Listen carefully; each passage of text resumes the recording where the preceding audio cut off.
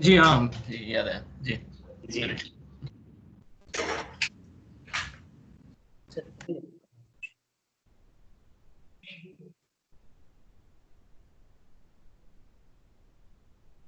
الحمد للہ رب العالمین والصلاة والسلام على سید الانبیاء والمرسلین وعلى آلہ واصحابہ اجمعین، اما بعد۔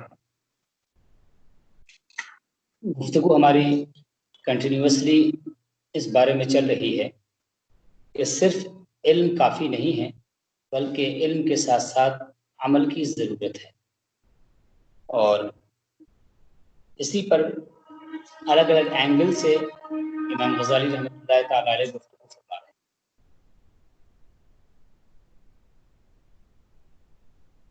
اب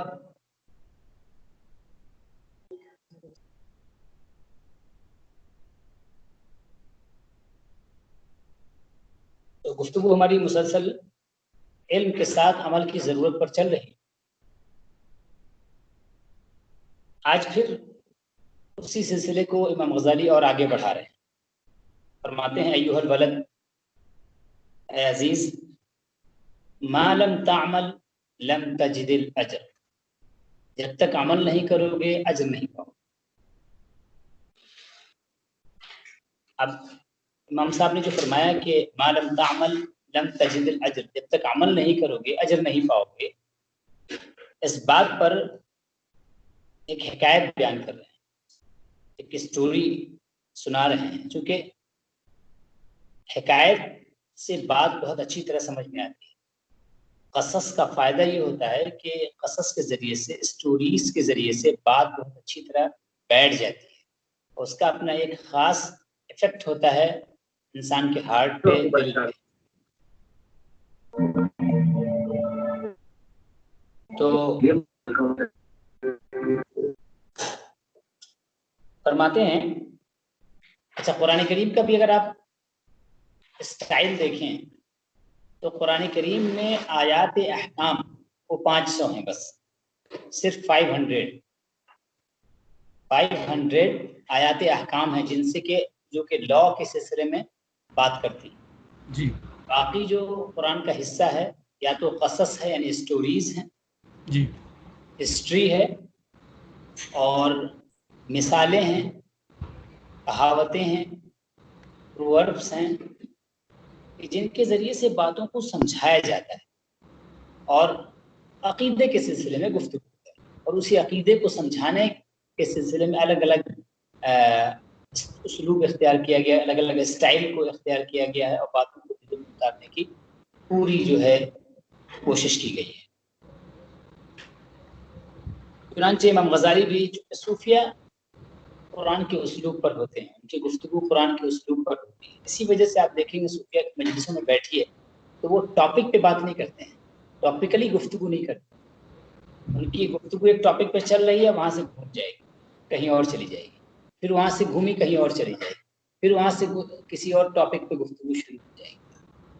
ہاں یہ ہے کہ کبھی بھی وہ اپنے گفتگو سے ہدایت کے معاملے میں نہیں بھٹکتے، رہتے ہیں صراط مستقیم پر، لیکن گفتگو ان کی جو ہے بدلتی رہتی ہے۔ جیسے قرآن کا اسلوب ہے کہ ابھی عقیدے کی بات چل رہی ہے، اس کے بعد کوئی نصیحت شروع ہو گئی، جنتیوں کا تذکرہ چل رہا ہے، پھر جہنمیوں کا تذکرہ شروع ہو گیا، پھر مثال اس پہ آ گئی کوئی، پھر اس سے نکلتے ہوئے کوئی اور بات آ گئی، پھر اس پہ گفتگو شروع ہو گئی۔ جو قرآن کا اسلوب ہے اسی اسلوب پر صوفیہ کی گفتگو بھی ہوتی ہے۔ چنانچہ امام غزالی رحمۃ اللہ تعالی علیہ یہاں پر ایک حکایت بیان فرما رہے ہیں اس بات کی تائید میں کہ جب تک عمل نہیں ہوگا اجر نہیں پائے گا۔ حکي أن رجلا في بني إسرائيل عبد الله تعالى 70 سنة، بیان کیا جاتا ہے کہ بنی اسرائیل میں، بنی اسرائیل سمجھ گئے؟ جی بنی اسرائیل جو جن کو ہم شارٹ میں کہہ سکتے ہیں یہودی، جی ٹھیک ہے؟ بنی اسرائیل اصل میں حضرت یعقوب علیہ السلام کی اولاد کو بنی اسرائیل ہے۔ اسرائیل کا معنی ہوتا ہے عبرانی زبان میں عبداللہ۔ تو بنی اسرائیل میں ایک شخص تھا، اس نے اللہ تعالیٰ کی 70 سال تک عبادت، 70 سالوں تک عبادت، فأرادہ اللہ تعالی ان یجلوہ علی الملائکہ،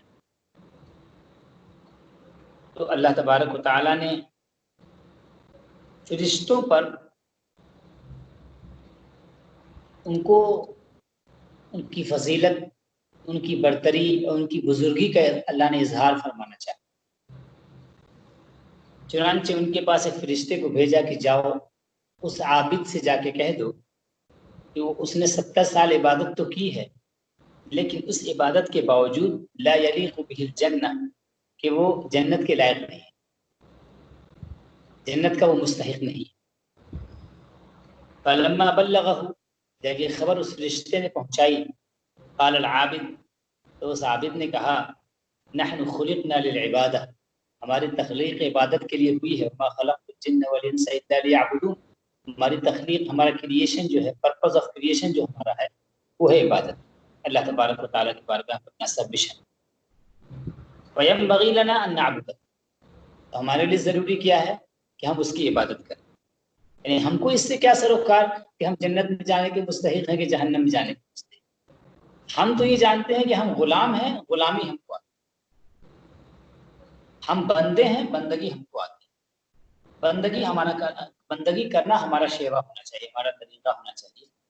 ہم کو اللہ تبارک و تعالیٰ اجر عطا فرمائے گا کہ نہیں عطا فرمائے گا یہ اس پر، ہاں ٹھیک ہے، ہم عمل صالحہ کر رہے ہیں تو اللہ تبارک و تعالیٰ سے امید رکھتے ہیں کہ وہ ہم کو اجر عطا فرمائے، لیکن وہ مالک الملک ہے، وہ ہمارے ساتھ جیسا بھی معاملہ فرمانا چاہے فرمائے، لیکن ہم اپنی بندگی سے ہٹیں گے نہیں، بہرحال ہم کو اجر ملے چاہے ہم جنت کے مستحق ہوں یا نہ ہوں۔ فلما رجع الملک، ملک جب وہ فرشتہ لوٹ کر کے آیا، قال اللہ تعالیٰ، تو اللہ تعالیٰ نے ارشاد فرمایا ماذا قال عبدی، میرے بندے نے کیا کہا، کیا جواب دیا تم کو اس خبر کے پہنچانے کے بعد؟ قال، فرشتے نے کہا الہی، مولا، انت اعلم بما قال العبد، بندے نے جو کہا ہے تجھ سے بہتر کون جانتا ہے، تو اس بات کا محتاج ہے کہ ہم اس کو بتائیں تب تجھے علم ہوگا، تو اس بات کا محتاج ہے نہیں، تو ان چیزوں سے پاک ہے، تیرا علم تو کائنات کے ذرے ذرے کو محیط ہے، اس کو گھیرے ہوئے ہے۔ فقال اللہ تعالی، تو اللہ تبارک و تعالیٰ نے ارشاد فرمایا اذن ولم يعرض عن عبادتنا، اس نے ہماری عبادت سے اپنا منہ نہیں موڑا، یعنی یہ بتانے کے باوجود کہ وہ ان عبادتوں کے باوجود جنت کا مستحق نہیں ہے، اس نے ہماری عبادت سے منہ نہیں موڑا، ہماری عبادت سے اپنا تعلق نہیں توڑا اس نے۔ فنحن مع الكرم لا نعرض عنه، لہذا ہم جو ہے اپنے کرم کے ساتھ اس سے جو ہے اعراض نہیں کریں گے، یعنی اپنی کرم سے اس کو ہم محروم کریں گے۔ اشہدوا یا ملائکتی، اے فرشتو گواہ ہو جاؤ، انی قد غفرت لہ، میں نے اس کی مغفرت کی۔ تو پتہ کیا چلا کہ اللہ تبارک و تعالیٰ اجر کا عطا فرماتا ہے جب بندہ عمل کرے۔ یہ الگ بات ہے کہ بندے کی نیت صرف اور صرف یہ نہیں ہونی چاہیے کہ مجھے اجر ملے، جنت میں اعلیٰ مقام ملے، صرف یہ نہیں ہونی چاہیے، بلکہ یہ ہونا چاہیے ارادہ کہ ہمارا مولا ہم سے راضی ہو جائے، ہم اس کے بندے ہیں، ہم اپنی بندگی کو انجام دیں گے، ہمارا مولا ہم سے راضی ہو جائے، اس بات کی تمنا ہو، اس بات کی آرزو، اس بات کی یہ نیت رکھتا ہوں۔ وقال رسول اللہ صلی اللہ علیہ وسلم، اللہ کے رسول صلی اللہ تعالی علیہ وسلم نے ارشاد فرمایا حاسبوا انفسکم قبل ان تحاسبوا، اس سے پہلے کہ تمہارا حساب ہو، اپنا حساب ہو، اپنا انٹروسپیکشن کرو، سوچو کہ ہمارے شب روز کیسے گزر۔ وزنوا اعمالکم قبل ان تزنوا، اس سے پہلے کہ تمہارے اعمال کو وزن کیا جائے، ویٹ کیا جائے، اپنا عمل خود ویٹ کیا جائے۔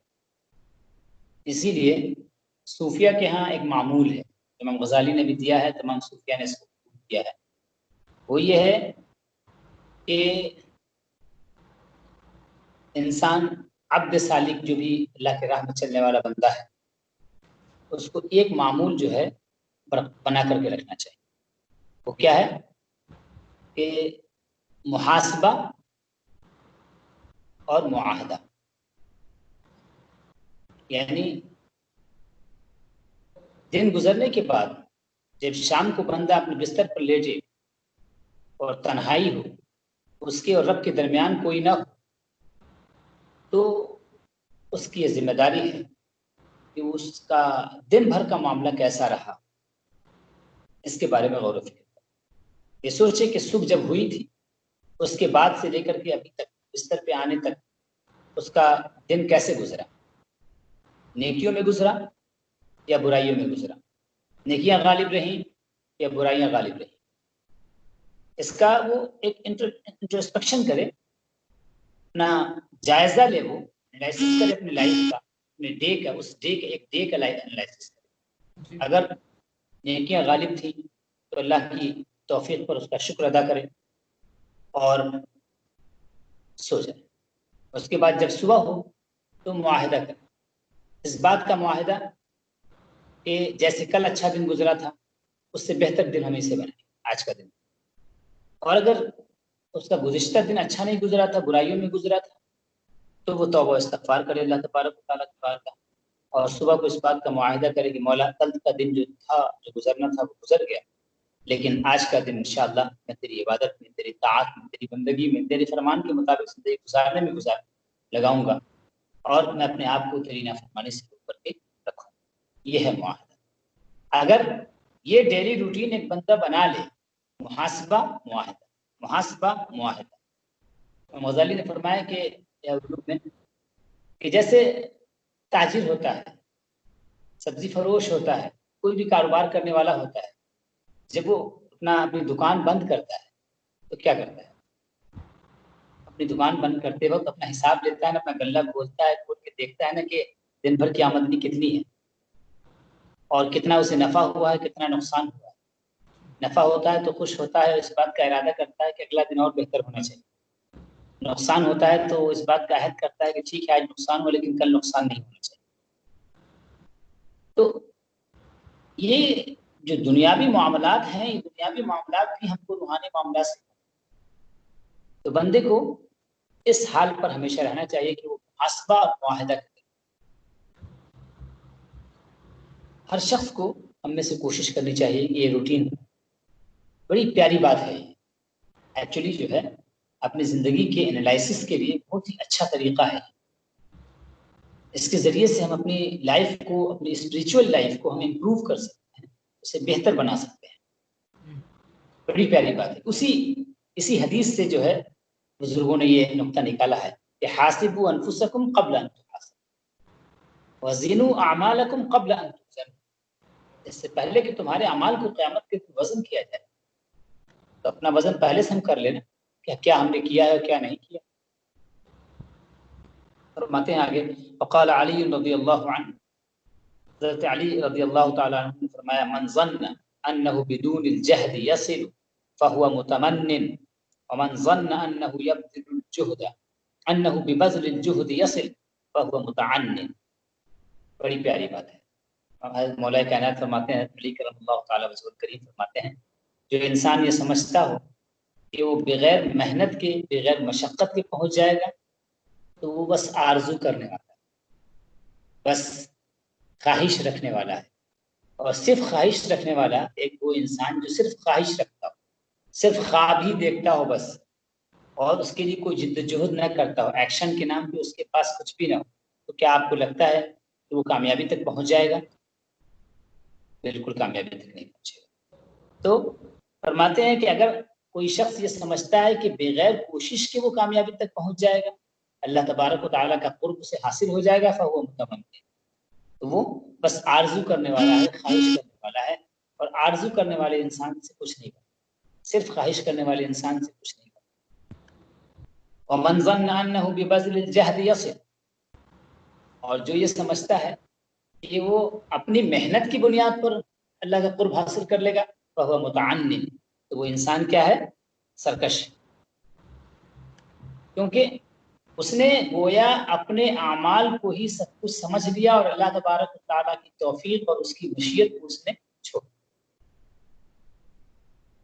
تو پتہ کیا چلا؟ اگر انسان صرف اگر عبادت کرتا ہے اور اپنی عبادت میں مغرور ہو جائے تو اس کی عبادت کیا ہے؟ مردود ہے. شیطان کو دیکھ لیجیے، اس نے کتنی عبادت کی ابلیس نے، لیکن مردود بارگاہ الہی ہو گیا. کیوں مردود بارگاہ الہی ہوا؟ اس لیے مردود بارگاہ الہی ہوا کیونکہ اس نے یہ سمجھا کہ یہ عبادت جو ہے اس عبادت کے ذریعے سے گویا میں سب کچھ حاصل بغیر اللہ تبارک و تعالیٰ. اسی لیے حدیث شریف میں اللہ کے رسول صلی اللہ علیہ وسلم نے کیا ارشاد فرمایا کہ تم میں سے کوئی شخص بھی جنت میں اللہ کے فضل و کرم اور اس کی رحمت کے بغیر نہیں جائے گا. صحابہ نے پوچھا یا رسول اللہ آپ بھی؟ تو آپ نے فرمایا میں بھی. اللہ یہ کہ ہاں یہ الگ بات ہے کہ اللہ تبارک و تعالیٰ کی رحمت میں مجھے ڈھانپ ہے نا. تو گویا اللہ تبارک و تعالیٰ کی عنایت کے بغیر کچھ نہیں, لیکن اس کی عنایت شامل حال کس کے ہوتی ہے؟ جو عمل کرتا ہے, جو جہد کرتا ہے, جو کوشش کرتا ہے. اس کو ایسے سمجھ لیجیے دنیا میں اللہ تبارک و تعالیٰ نے چیزوں کو اسباب سے جوڑا ہے, تو اسباب سے جوڑا ہے, ہم اسباب کو اختیار کریں گے, اسباب کو یوز کریں گے تو ہم کو جو چیز ہم چاہتے ہیں وہ چیز ہم کو مل جائے گی. لیکن اگر ہم یہ سمجھیں کہ نہیں صرف ہمارے اسباب اختیار کرنے کی وجہ سے ہی وہ چیز مل جائے گی, یہ بھی غلط ہے. اور اگر کوئی یہ سمجھے کہ اسباب اختیار کیے بغیر ہی چیز مل جائے گی, یہ سنت الہیہ. تو ایسے ہی اللہ تبارک و تعالیٰ کا قرب اور اس کی بارگاہ میں جو اجر ہے وہ اجر کب ملے گا؟ جب کہ آپ محنت کریں. اللہ نے فرمایا والذین جاہدوا فینا لنہدینہم, جو ہماری راہ میں محنت و مجاہدہ کریں گے ان کو ہم اپنی راہ دیں گے. راہ دکھانا اللہ پر ہے, راہ دکھانا یہ اللہ کا کام ہے. ہماری جانب سے کیا ہے؟ محنت و مجاہدہ, ہماری جانب سے کوشش. وما كنا لنهتدي لولا, اگر اللہ ہمیں ہدایت نہ دیتا تو ہمیں ہدایت نہ دیتا. لیکن اسباب ہدایت کو, ہدایت جن چیزوں سے ملتی ہے, گائیڈنس جن چیزوں سے ملتا ہے, ان چیزوں کو ہم اختیار کو تو کریں, ان چیزوں کو استعمال تو کریں. استعمال کریں گے اللہ کی توفیق شامل. تو ومن ظن انہ ببذل الجہد یصل, تو یہ سمجھتا ہے کہ بس اپنی کوشش سے ہی وہ پہنچ جائے گا, فہو متعنت, تو وہ سرکش ہے. حضرت نظامی گنجوی فارسی زبان کے بڑے شاعر اور بزرگ گزرے ہیں, خواجہ نظام الدین اولیاء سے پہلے کے. تو ان کے اشعار میں ایک شعر یہ بھی ہے کہ ملک, فارسی میں کہتے ہیں کہ ملک بمیراث نہ یابد کسے, ملک بمیراث نہ یابد کسے, تا نزند ضرب دو دستی بسے. یہ ملک ہے نا, ملک ولایت, یہ آپ کو میراث میں ملنے والی نہیں ہے جب تک کہ آپ محنت و مجاہدہ نہیں. یہ انہوں نے ایک بات کہی, اور بات ان کی اپنی جگہ بالکل درست ہے. جب حضرت امیر خسرو آئے, انہوں نے جو مثنوی لکھی تھی ان کے طرز پہ انہوں نے بھی مثنوی لکھی. جب اس شعر پہ پہنچے, اس طرح کے اشعار, اپنا دونوں حضرات کا مقابلہ چل رہا تھا. حضرت امیر خسرو جب اس شعر پہ آیا, اب اس کی کاٹ کیسے کریں؟ بات تو اپنی جگہ یونیورسل ٹروتھ ہے, یہ محنت و مجاہدے کے بغیر کچھ نہیں ملتا ہے. تو حضرت امیر خسرو رحمۃ اللہ علیہ نے بڑی پیاری بات وہاں پر فرمائی. انہوں نے کہا کہ تانا دہد حق, تانا دہد حق ہیچ نیابت کسے, تانا دہد حق ہیچ نیابت کسے, گرچ زند ضرب دو دستی کسے. جب تک مولا عطا نہ کرے کچھ نہیں ملے گا, گرچہ کتنا بھی محنت ہو جائے. جب تک وہ عطا نہ کرے تب تک کچھ نہیں ملے گا, جب تک کہ اللہ تبارک و تعالیٰ نے. ظاہر سی بات ان کی جو بات تھی وہ اپنی ایک پہلو سے تھی, اور امیر خسرو رحمۃ اللہ علیہ نے اس کو گویا مکمل کر بالکل اسی مفہوم میں کہ من ظن انہ بدون الجہد یصل, جو یہ سمجھتا ہے کہ بغیر محنت کے پہنچ جائے گا تو وہ صرف آرزو کرنے والا ہے. اور جو یہ سمجھتا ہے کہ میں صرف اپنی کوشش سے ہی پہنچ جائے گا, اللہ کا وصال اسے حاصل ہو جائے گا, قرب اسے حاصل ہو جائے گا, فہو متعنت, تو سرکش ہے.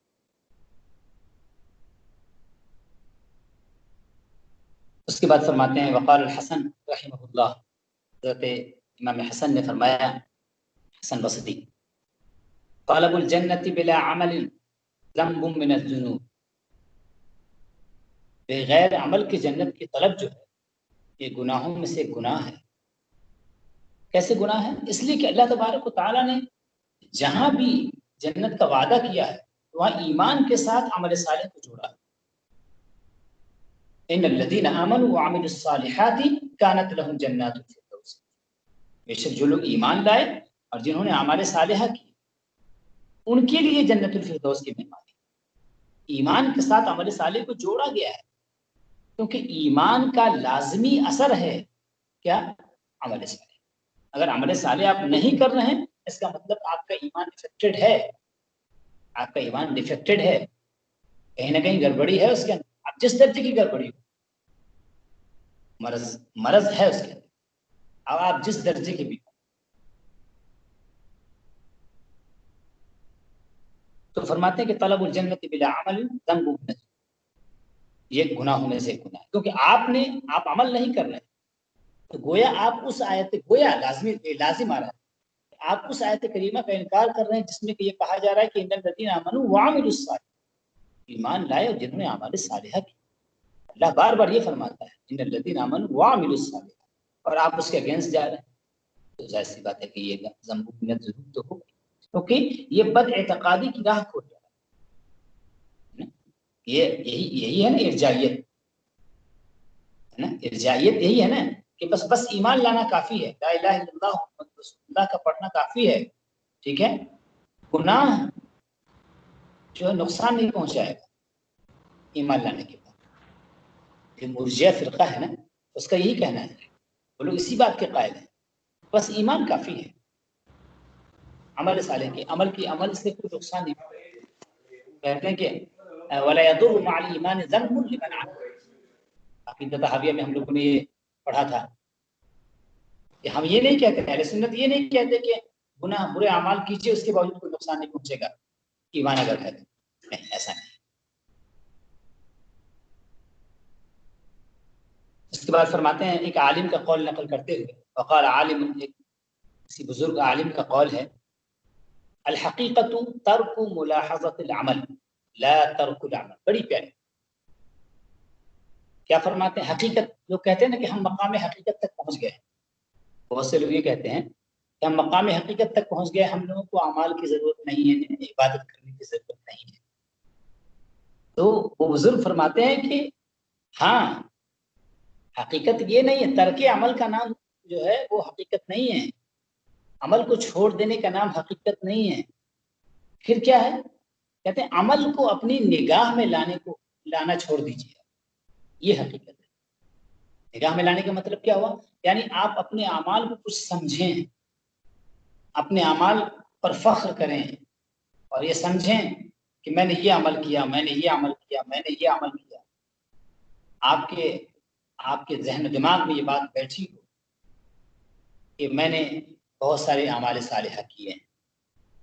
یہ جو اعمال صالحہ ہیں ان میں اپنا کسب, اپنی محنت کا دخل, یہ جو احساس ہے اس احساس کو فنا ترک ملاحظۃ العمل, عمل کو ملاحظہ کرنا چھوڑ, عمل کو سامنے لانا چھوڑ دیجیے. یہ نہ سمجھیے کہ یہ عمل ہی مجھ کو اللہ جو ہے یہ عمل ہی مجھ کو نجات دے گا. یہ عمل کرنے کے ساتھ ساتھ یہ یقین رکھیے کہ اللہ تبارک و تعالیٰ کی توفیق اور اس کی رحمت سے ہی میں جنت. اور یہ جانیے اگرچہ آپ عمل کر رہے ہیں لیکن اس کے باوجود حقیقت کیا ہے؟ اس کے باوجود حقیقت یہ ہے کہ عمل کرنے کے ساتھ ساتھ یہ احساس قائم رہے کہ اگر وما توفیقی الا باللہ, میری توفیق اللہ تبارک و تعالیٰ کی ذات سے ہے. وہ توفیق عطا نہ فرماتا, اگر وہ توفیق عطا نہ فرماتا تو یہ عمل کہاں سے ہے؟ گویا اپنے اس عمل میں بھی ہم اپنے رب کے محتاج ہیں. ہر وقت اپنے رب کی بارگاہ میں احتیاج کا اظہار, اپنی محتاجی کا اظہار, اپنی عاجزی کا اظہار کرتے رہنا یہ حقیقت ہے. ترک عمل کا نام حقیقت نہیں ہے, عمل کو چھوڑ دینے کا نام حقیقت نہیں ہے, بلکہ ترک ملاحظۃ العمل, عمل کا ملاحظہ کرنا چھوڑ, عمل کو کچھ سمجھنا چھوڑ, یہ کہنا چھوڑ دیجیے کہ میں نے یہ عمل. آپ یہ کہیے کہ اللہ تبارک و تعالیٰ کی توفیق سے یہ عمل, تو حقیقت یہ ہے. وقال رسول اللہ صلی اللہ علیہ وسلم, اللہ کے رسول صلی اللہ تعالی علیہ وسلم نے ارشاد فرمایا, الکیس من دان نفسہ وعمل لما بعد الموت. عقل مند کون ہے؟ دنیا میں بہت سارے لوگ عقل مند کہہ رہے ہیں, لیکن ہمارا دین بتاتا ہے کہ الکیس عقل مند انسان وہ ہے من دان نفسہ، جو اپنے آپ کو مجرم سمجھے، اپنے آپ کو کنوکٹ کرے تم نے یہ جرم کیا ہے۔ ہر غلطی کوئی مصیبت بھی آئے کہے کہ بس یہ ہمارے گناہوں میں، اپنے آپ کو کنوکٹ کرنا، اپنے آپ کو مجرم ٹھہرانا، ٹھیک ہے، اپنی غلطی کو ماننا۔ الکیس من دان نفسہ، عقل مند وہ ہے جو اپنے آپ کو مجرم سمجھے، وعامل لما بعد الموت، جب مجرم سمجھے گا اپنے آپ کو تو ہم وقت کو عمل میں لگا، اپنے آپ کو اللہ کی اطاعت میں لگائے رکھے۔ اور اگر اس کے اندر یہ احساس پیدا ہو گیا کہ نہیں میں تو نیک اور صالح ہوں، میں تو متقی ہوں، ظاہر سی بات ہے اگر یہ احساس پیدا ہو جائے گا جس دن، تو یہ احساس آپ کو عمل سے روک دے۔ الکیس من دان نفسه وعمل لما بعد الموت والاحمق من اتبع نفسه هواها وتمنى على الله، اور احمق وہ انسان ہے جو اپنے آپ کو اپنی خواہشات میں لگا کر، کیونکہ بندہ جو ہے دو ہی حالت میں ہو سکتا ہے، یا تو وہ خدا پرست ہوگا یا ہوا پرست، یا تو اللہ تبارک و تعالی کی اطاعت کرنے والا ہوگا یا نفس کی اطاعت کرنے والا۔ اسی لیے نبی کریم، اچھا ظاہر سی بات ہے کہ جب وہ بندہ جو اپنے رب کی اطاعت کرنے والا ہے وہ عقل مند ہے، جو اپنے آپ کو کنوکٹ کرتا ہے، اپنے آپ کو مجرم ٹھہراتا ہے اور مرنے کے بعد کی زندگی کے لیے وہ عمل کرتا ہے، وہ عقل مند ہے۔ قرآن کریم نے بھی اس کو ایسے لوگوں کو عقل مند قرار دیا۔ اللہ نے فرمایا کہ ان فی ذلک لآیات لأولی الالباب، اس میں نشانیاں ہیں عقل والوں کی۔ عقل والے کون ہیں؟ الذین یذکرون اللہ قیاما وقعودا وعلی جنوبہم ويتفكرون في خلق السماوات والأرض ربنا ما خلقت هذا باطلا سبحانك فقنا عذاب النار، کہ جو الذین یذکرون اللہ قیاما وقعودا، جو اللہ کو یاد کرتے ہیں کھڑے ہونے کی حالت میں، بیٹھ کر کے، وعلی جنوبہم، اور بستروں پر لیٹ کر، اور آسمان و زمین کی تخلیق میں غور و فکر کرتے ہیں، اس کی کریشن میں غور و فکر کرتے ہیں، اس کی نشانیوں کو ڈھونڈتے ہیں، تلاش کرتے ہیں اور دعا کرتے ہیں کہ، اور یہ کہتے ہیں، اس بات کا اعتراف کرتے ہیں کہ ربنا ما خلقت هذا باطلا، مولا اس کائنات کے کسی ذرے کو بھی بیکار نہیں کرتا، تو پاک ہے، تو ہم کو جہنم کے عذاب سے جو ہے نجات عطا۔ تو قرآن کریم نے ایسے لوگوں کو عقل مند قرار دیا۔ وہ جو رب کی اطاعت کرنے والا ہے وہ عقل مند ہے۔ اس کا لازمی نتیجہ ہے، آٹومیٹک رزلٹ ہے کہ جو نفس کی پیروی کرنے والا ہے، اپنی خواہشات کی پیروی کرنے والا ہے، وہ احمق اس لیے کہ وہ جو اپنی خواہش کی پیروی کر رہا ہے، خواہشات کی پیروی کرنے والا اپنی دنیا کو بہتر بنانے کی کوشش، اور جو اپنے رب کی اطاعت کرنے والا ہے وہ دنیا اور آخرت دونوں کو بہتر بنانے کی کوشش۔ تو اعلیٰ کون ہوگا، احمق کون ہوا اور عقل مند کون ہوا، ہم فیصلہ کر سکتے ہیں۔ اور اسی لیے نبی کریم علیہ الصلوۃ والتسلیم کا ارشاد ہے کہ لا يكمل ایمان المرء حتى يكون هواه تبعا لما جئت به، کہ انسان کا ایمان اس وقت تک مکمل نہیں ہوتا جب تک کہ اس کی خواہش میرے لائے ہوئے دین کے تابع نہ ہو جائے، میرے لائے ہوئے دین کے سامنے وہ جھک نہ جائے، سبمیشن نہ پایا جائے، تب تک جو ہے، اگر سبمیشن نہیں ہے، اسلام کا معنی کیا ہے؟ سبمیشن، جھک جانا، تو اللہ کے احکام کے آگے سرنڈر کر جانا۔ جو بندہ اللہ کے احکام کے آگے سرنڈر کر جائے گا تو وہ نفس کا پیروکار کیوں ہوگا، اس کا فالوور کیوں، تو اپنے رب کا فالوور ہوگا۔ وَالْأَحْمَقُ مَنْ أَتْبَعَ نَفْسَهُ هَوَاهَا وَتَمَنَّى عَلَى اللَّهِ، احمق کی پہچان یہی ہے کہ وہ اللہ سے آرزویں کرتا ہے، بدعملی میں لگا ہے، صبح و شام بدعملی میں لگا ہے، اللہ تبارک و تعالیٰ کو قصداً بھولے ہوئے ہے، جان بوجھ کے معصیتوں میں لگائے ہوئے ہے اپنے آپ۔ اس کے باوجود تمنا کیا کرتا ہے؟ تمنا یہ کرتا ہے کہ اللہ تبارک و تعالیٰ اس کو اعلیٰ مقام عطا کرے، اللہ تبارک و تعالیٰ اس کی مدد۔ تو این خیال است و محال است و جنوں، تو خیال ہے بس، آپ تصور کرنے میں کچھ بھی تصور کر لیجیے، امیجن کرنے میں کیا ہے نا؟ یہ تمنا کرنے والے کی پہچان ہی نہیں ہوتی، آرزو کرنے والے کی پہچان ہی نہیں ہوتی۔ तमन्नी जिसे कहा उसकी पहचान ही नहीं हुई, तो बदअमली के शिकार हो। कुरान करीम में अल्लाह तबारक व तआला ने एक मिसाल बयान की है कि दो भाई थे, एक जो है दीनदार था और एक दुनियादार था। जो दुनियादार था उसके पास बहुत सारे बागात, जमीन, जायदाद, किस्म के दरख्त, मेवे, सब सारी चीजें थी और भी बहुत सारी नेमतें उसको हासिल। एक दिन जो है उसकी दीनदार भाई से मुलाकात हुई, कहने लगा कि आओ तुमको अपना बाग दिखाते हैं। ले गया, बागात दिखाए, दिखाने के बाद कहता है कि मैं नहीं समझता हूँ कि अंतबी दहादी अबदा, मेरे ये बागात कभी खत्म, मेरी ये नेमतें कभी खत्म।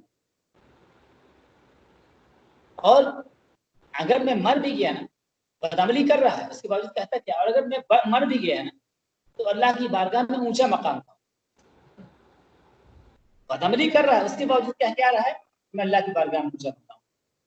उसके भाई ने उसकी इस्लाह की, कहा कि ऐसी बात क्यों कहते हैं, जन्नत में तुम अपने बाग में जब हमको घुमाने लाए थे, तुम्हारा बाग बहुत शानदार है, अल्लाह ने पता किया, उनको माशाअल्लाह कहना चाहिए, अल्लाह की कुव्वत का इकरार करना चाहिए था, अल्लाह तबारक व तआला की इस नेमत पर खुशी का इजहार करना चाहिए था और हम्द उसकी करनी चाहिए। लेकिन ये तुमने क्या किया, तुमने तो सिरे से ये कह दिया कि मेरा ये बाग कभी खत्म ही नहीं हुआ, गोया तुमने इनकार कर दिया अल्लाह तबारक व तआला की कुदरत। इस भाई ने कहा कि क्या पता कि अल्लाह तबारक व तआला तुम्हारे इस बाग को हलाक कर,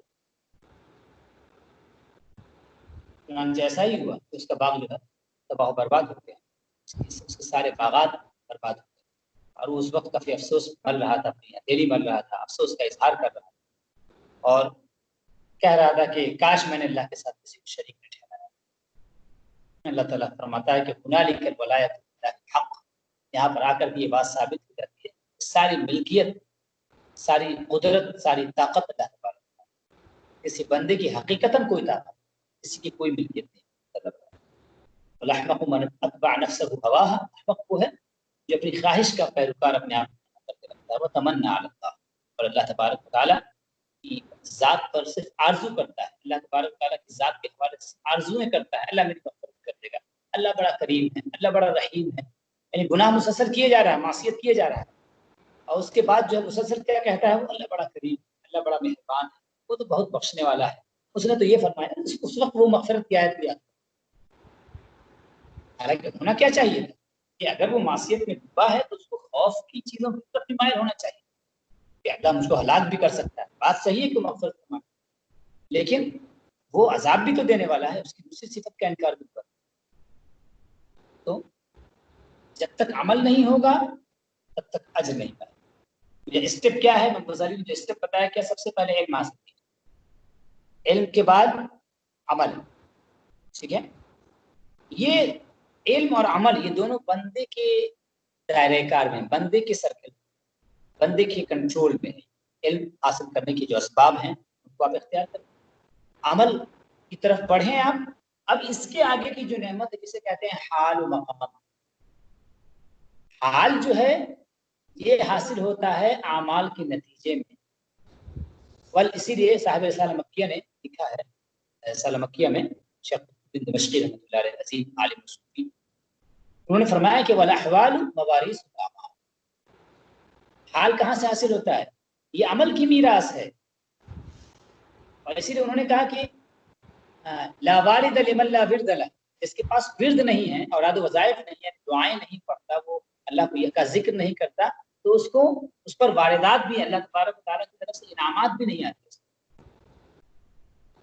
पता ही चला कि बंदे को चाहिए, हर वो बंदा जो अल्लाह के कुर्ब की राह में कदम रखना चाहता है उसको चाहिए कि पहले उसके बाद वो अमल पर आए और अमल के अंदर अपने को इखलास करें, अमल करें और अमल अल्लाह ही के लिए, अमल सालेह करें। अमल सालेह, जब भी सालेह की बात आती है ना, सालेह की तफसीर मैंने इससे पहले भी अर्ज किया है कि सालेह का माना क्या होता है। अल्लाह तबारक व तआला वही, अल्लाह तबारक व तआला उसी अमल को कबूल फरमाता है जो सालेह हो। सालेह होने के अंदर दो चीजें, एक तो वो शरीयत मुतहरा के मुताबिक हो, जिस इबादत को आप अंजाम दे रहे हैं वो शरीयत मुतहरा के मुताबिक हो, रसूल के बताए हुए तरीके اور دوسرا یہ کہ اس کے اندر جو ہے نا خلوص ہو، اخلاص ہو، خالص وہ اللہ تبارک و تعالیٰ کی رضا کے لیے اس کام کو چاہتے ہیں اور کسی اور کی رضا کے لیے اس کو چاہتے ہیں۔ اگر یہ دو صفتیں پائی جاتی ہیں تب وہ عمل خالص ہوتا ہے ورنہ وہ عمل فاسد۔ اب ہمارے اعمال خالص ہیں، ہمارے اعمال صالح ہیں یا فاسد، اس کا فیصلہ اس کی روشنی میں۔ اللہ تبارک و تعالیٰ کی بارگاہ میں دستخط دعا مولا کریم ہمیں اصول علم کی توفیق عطا فرمائے اور علم کے صحیح علم ہم حاصل کریں، اس علم کے مطابق، اس کے تقاضوں کے مطابق عمل کرنے کی توفیق اور اس عمل کو صالح بنانے کی توفیق عطا فرمائے کہ وہ شریعت مطہرہ کے مطابق اسے ہم انجام دیں اور ہم اس عمل کو صرف اپنے مولا کی رضا کے لیے، محبوب کی رضا کے لیے، اس کی خوشنودی کے لیے انجام دیں۔ اقول قولی هذا واستغفر الله لي ولكم ولسائر المؤمنين والمؤمنات۔ اب کوئی سوال ہو، سوالات؟ جی حضرت، یہ جو فرمایا گیا کہ ہدایت اللہ کی طرف سے ہے اور اللہ جسے چاہتا ہے ہدایت فرماتا ہے، اس میں مطلب انسان کا کیا رول ہے؟ کیا مطلب کیا اللہ مقدر یا تقدیر یا کس طریقے سے وہ مطلب جیسے قرآن شریف کی ایک آیت ہے، میں صبح مطلب دیکھ رہا تھا، اس کو میں نے شیئر بھی کیا تھا لوگوں میں، میں اس کو اس پہ چیٹ میں ڈالتا ہوں۔ سورہ یونس کی یہ آیت ہے، کیا نام ہے اس کا اپنا،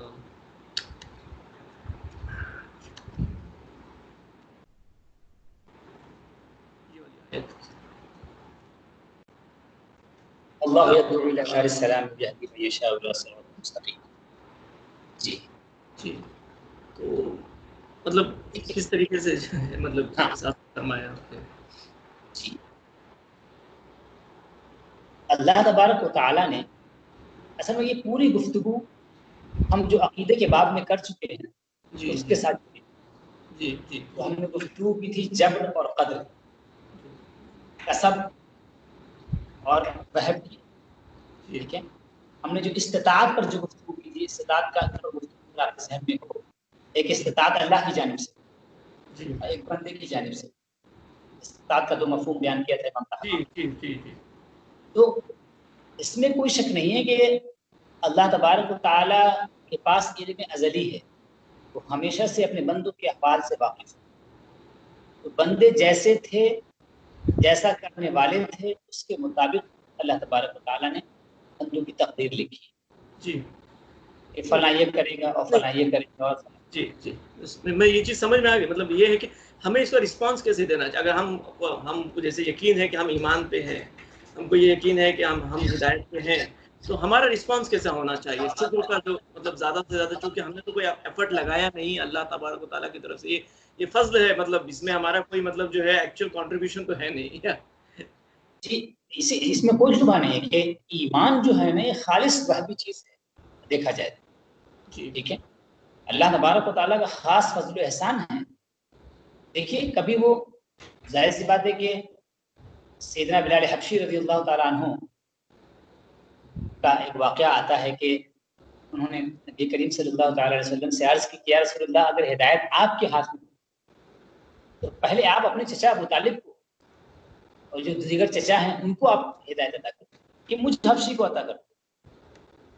یہ تو اللہ تبارک و تعالیٰ کا فضل و کرم ہے کہ اس نے ہدایت کو اپنے پاس، اور اسی لیے اللہ نے فرمایا کہ وَمَا كُنَّا لِنَهْتَدِيَ لَوْلَا أَنْ هَدَانَا اللَّهُ۔ اگر اللہ تبارک و تعالیٰ ہدایت نہ دیتا تو ہم کو ہدایت نہ ملتی۔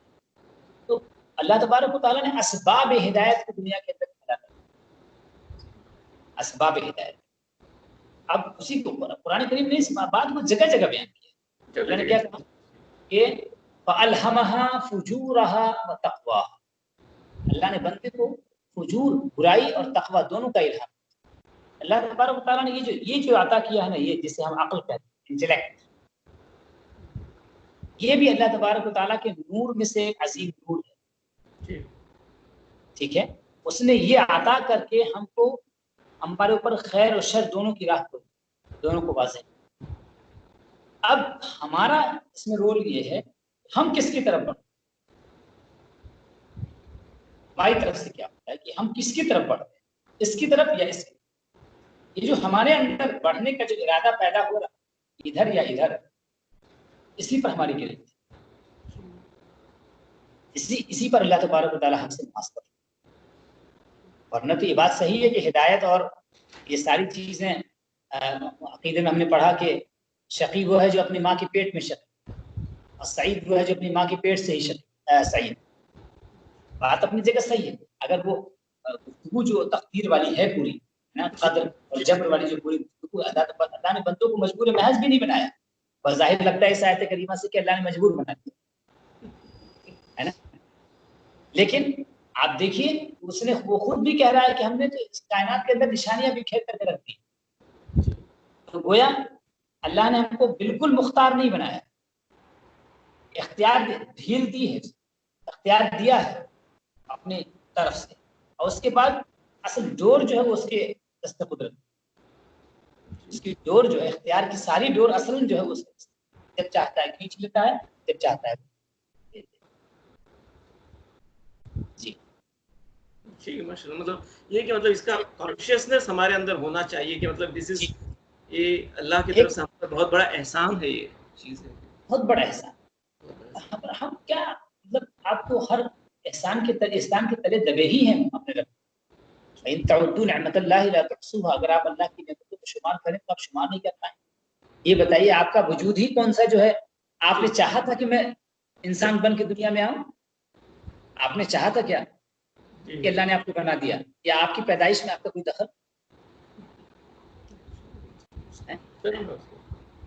جانور بنا دیتا ہو, لیکن اس نے چاہا کہ نہیں ہمیں انسان بنایا ہو, تو اس کا سراسر احسان ہی تو ہے. یہ ہمارا وجود خود اس کے احسان تلے دبا ہوا. بندہ کا اپنے رب کے احسان سے الگ ہو سکتا ہے. ہمارا جو عمل ہمارا جو عمل یہ آٹو پائلٹ موڈ میں چلتا ہے. ہم نمازیں تو پڑھتے ہیں ایک دم آٹو پائلٹ موڈ سٹائل میں, نیت کی میں نے 4 رکعت نماز پڑھ لی. ایکچولی نا جو شعور ہے نا, جو شعور اصل میں نکل گیا. ہم لوگ جو ہے نا, ہم لوگ کی جو نماز زندگی, جو دینی زندگی ہے نا, وہ روبوٹ کی طرف سے اس میں احساس نہیں ہے, شعور نہیں ہے. جبکہ اللہ تبارک و تعالیٰ کی بارگاہ میں جو قبول ہے, جس کی قبولیت ہے, وہ کیا ہے؟ اسی احساس کی قبولیت ہے. قرآن نے کیا کہا؟ قرآن قربانی کے سلسلے میں کیا کہا؟ لن ینال اللہ لحومها ولا دماؤها ولکن ینالہ التقوی. اللہ کی بارگاہ میں نہ خون پہنچے گا نہ گوشت, بلکہ کیا پہنچے گا؟ تقوی پہنچے گا. آپ جب چھری چلا رہے ہوتے ہیں تو یہ جو قربانی کا احساس ہوتا ہے کہ مولا یہ تو ایک سمبل ہے, جانور تو ایک سمبل ہے, ٹھیک ہے, میں اپنی جان کو بھی قربان کر سکتا ہوں. یہ جو آپ اس احساس کے ساتھ جو کرتے ہیں, اور یہ کہتے ہیں کہ ان صلاتی و نسکی و محیای و مماتی للہ رب العالمین, یہ دعائیں بھی ہماری زبانوں پہ صرف رائج ہیں, کہ قرآن کی آیات بھی صرف زبانوں پہ رائج ہیں, زبانوں پہ چل رہی. جیسے کہ ایک انسان, جیسے یوں سمجھ لیجیے کہ جیسے وہ ریکارڈڈ کیسٹ ہوتی تھی نا پہلے, ریکارڈڈ کیسٹ کی, جس میں کوئی شعور و احساس نہیں. شعور و احساس جو غائب ہو گیا, اسی کو زندہ کرتی ہے. صوفیہ کی ساری جدوجہد ہوتی ہے اسی پر ہوتی ہے کہ یہاں سے اس سے نکلو, اعمال کے ساتھ ساتھ اس کے اندر جو اس کی روح ہے اس روح کو پہلے. اسی لیے تصوف کے بارے میں کیا کہا گیا کہ لیس التصوف علم ينسخ وانما هو روح تنفخ. تصوف کوئی لکھی جانے والی چیز نہیں ہے, بلکہ تصوف ایک روح ہے جو قلب میں پھونکی جاتی ہے, دلوں میں پھونکی جاتی ہے. سمجھ گئے؟ جی. ایک سوال پوچھنا تھا آج کی گفتگو سے جڑا ہوا, کہ آپ نے فرمایا کہ بندہ 2 اسٹیٹس میں ہو سکتا ہے, یا تو اللہ کی طرف ہو سکتا ہے, شیطان کی طرف. تو جیسے شاہد بھائی کا بھی سوال تھا, کچھ عمل ہم پورے نہیں کرتے, مطلب کچھ آٹو پائلٹ موڈ پہ جو بھی طریقے, تو اس میں کوئی بیچ کا اسٹیٹ نہیں ہوتا ہے آدمی کا, کہ مطلب آدمی چاہ رہا بھی اللہ کی طرف. دیکھیے اس کی 2 صورت ہوتی ہے سر. ایک تو ہوگا کہ بندہ بالکل ہی شیطان کی طرف, اور جو گنہگار بندہ ہوتا ہے نا, وہ اپنے بعض اعمال میں اپنے رب کے ساتھ ہے, اپنے رب کا پیروکار ہے, اور بعض میں جو ہے وہ شیطان کا پیروکار. ایسا ہو سکتا ہے. اسی لیے کہا گیا ہے کہ ولایت کے ساتھ, جو مطلق خاص ولایت کی بات نہیں کر رہا ہوں, جنرل جو ولایت کی میننگ ہے اللہ کا دوست ہونا, تو ہر مومن اللہ کا دوست, کل مؤمن ولی. ہر مومن ولی ہے. تو یہ جو کہا جاتا ہے کہ ہر مومن ولی، اس کا یہی معنی ہے کہ وہ چونکہ مومن ہے اس لیے اللہ کا ولی ہے. کچھ اعمال وہ اللہ کی اطاعت کے کرتا ہے اس لیے وہ اللہ کا دوست. لیکن دوسرے اینگل میں چونکہ بعض اعمال وہ شیطان کی بھی اطاعت میں کرتا ہے تو وہاں پر اللہ کا دشمن بھی ہو گیا. اسی لیے جو گناہ گار مومن ہے اس کے اندر دونوں صفت جمع ہو سکتی ہے، ولایت اور عداوت دونوں صفت جمع ہو سکتی ہے. قرآن کریم نے اس کا ذکر بھی کیا ہے. اللہ نے فرمایا وآخرون اعترفوا بذنوبهم خلطوا عملا صالحا وآخر سیئا عسى الله ان يتوب عليهم. اللہ کے کچھ بندے ایسے ہیں جنہوں نے اپنے اچھے اعمال میں برے اعمال کو ملا لیا ہے. ٹھیک ہے، تو اللہ نے ان کے لیے بھی خوشخبری سنائی کہ عسى الله ان يتوب عليهم. امید ہے کہ اللہ ان کی توبہ قبول کرے. امید. لیکن وہی کہ انسان کے اندر احساس پیدا ہو، اس لیے امپورٹنٹ جو چیز ہوتی ہے گناہ کا ہو جانا یہ امپورٹنٹ نہیں ہے، گناہ پر جمے رہنا یہ امپورٹنٹ. اگر آپ گناہ پر جمے ہیں اس کا مطلب یہ ہے کہ پھر آپ جو ہے دور جا رہے ہیں آپ ہدایت سے. ہم انسان ہیں، ہم لڑ رہے ہیں، ہمارا دشمن ہے. لڑنے میں کبھی ہم گریں گے نا، ایسا تھوڑی کہ ہر بار ہم ہی دشمن پہ وار کر پائیں. کبھی وہ بھی تو ہم پہ وار کرے گا. گر جانا یہ بات نہیں ہے. گرتے ہیں شہ سوار ہی میدان جنگ ہے نا، شہ سوار ہی گرتے ہیں نا، تو گر جانا اہم نہیں ہے. اسی لیے دیکھیے بھول کر جو گناہ ہو جاتا ہے، ٹھیک ہے، اس پہ زیادہ وعید نہیں آئی ہے اس پہ. اور وہاں پر یہ کہا گیا کہ انسان کو توبہ کرنا چاہیے اور فوراً لوٹنا چاہیے. لیکن اصرار علی الذنب جو ہے گناہوں پر جمے رہنا، انسسٹ کرنا، یہ اصل میں بہت ہی چیز ہے. اللہ نے اس کی جگہ جگہ مذمت فرمائی.